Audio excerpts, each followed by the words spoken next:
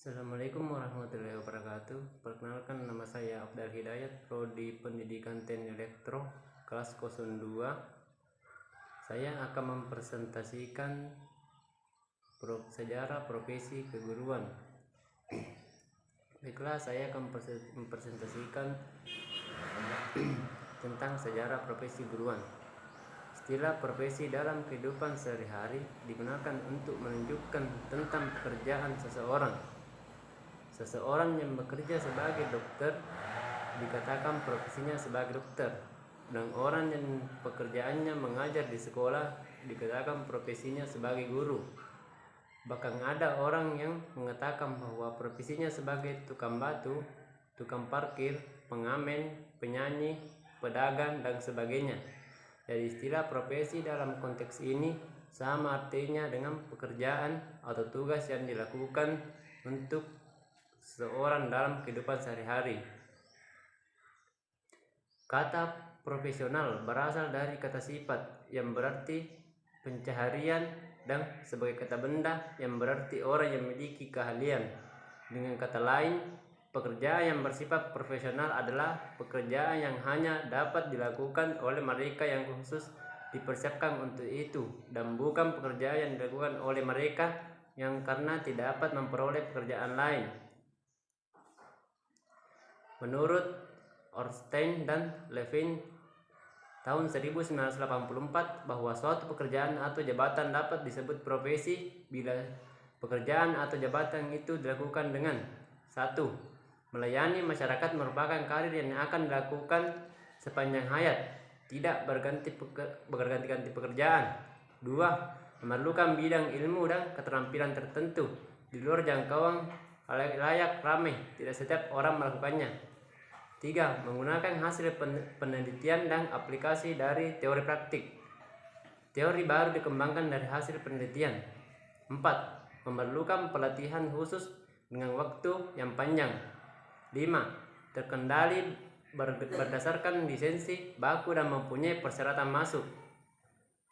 6. Otonomi dalam membuat keputusan tentang ruang lingkup kerja tertentu. 7. Menerima tanggung jawab terhadap keputusan yang diambil dan tampil untuk kerjanya berhubungan dengan layanan yang diberikan. 8.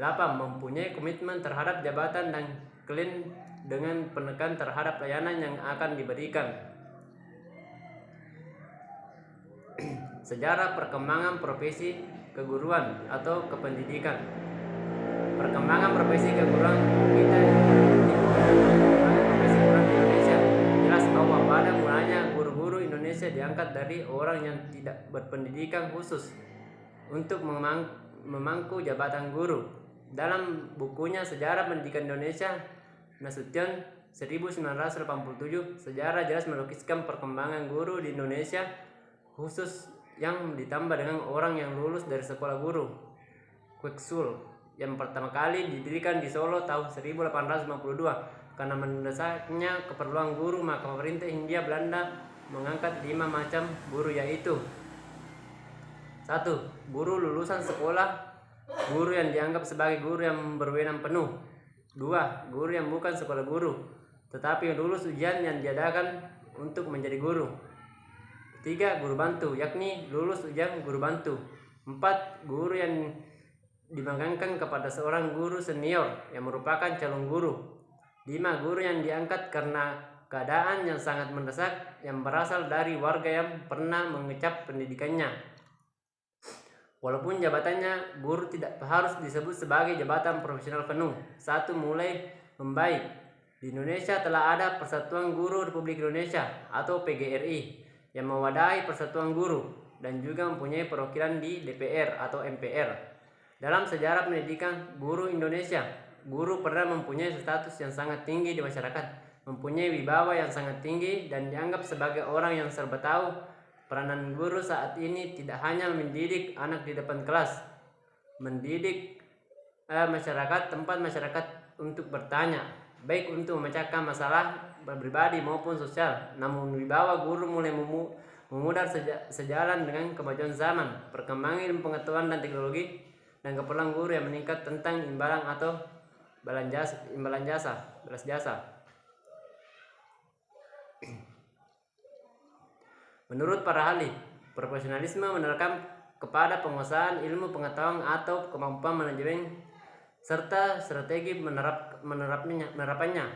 Meister 1997 mengemukakan bahwa profesi bukan sekedar nama teknologi dan manajemen tetap lebih merupakan sikap pengembangan profesionalisme. Lebih dari seorang teknisi bukan hanya memiliki keterampilan yang tinggi, tapi memiliki suatu tingkah laku yang dipersyaratkannya. Memperhatikan kualitas guru di Indonesia memang jauh berbeda dengan guru-guru yang ada di Amerika Serikat atau Inggris. Di Amerika Serikat, perkembangan profesi guru harus memenuhi standar sebagaimana yang dikemukakan Stiles dan Harley 1998 dan NRC 1996 bahwa ada 4 standar perkembangan profesi guru, yaitu standar perkembangan profesi A adalah perkembangan profesi untuk cara guru sains memerlukan pembelajaran isi sains yang diperlukan melalui persepsi dan metode-metode inquiry. 2. Standar pengembangan profesi B adalah perkembangan profesi yang untuk guru sains memerlukan penginteraksian pengetahuan sains dalam jarak pendidikan dan siswa juga menerapkan pengetahuan tersebut ke pengajaran sains.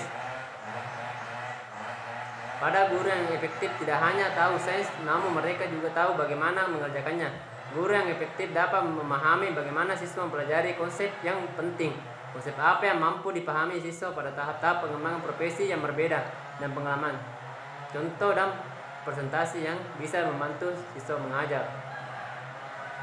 3. Standar pengembangan profesi C adalah pengembangan profesi untuk para guru sains memerlukan pembentukan pemahaman dan kemampuan untuk pembelajaran sepanjang masa. 4. Standar pengembangan profesi D dan pengembangan profesi untuk guru sains harus berkaitan dengan terpadu.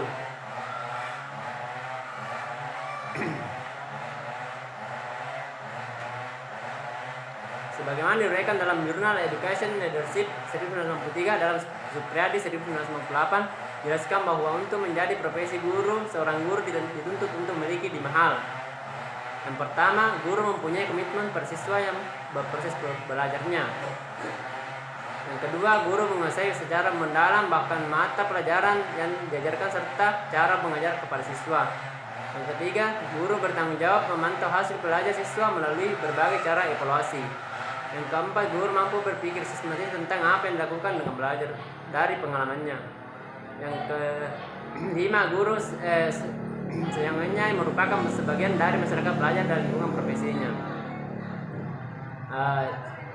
Jadi kesimpulan, tugas guru adalah membantu peserta didik agar mampu melakukan adaptasi terhadap berbagai tantangan kehidupan serta desakan yang berkembang dalam dirinya. Demikianlah, assalamualaikum warahmatullahi wabarakatuh.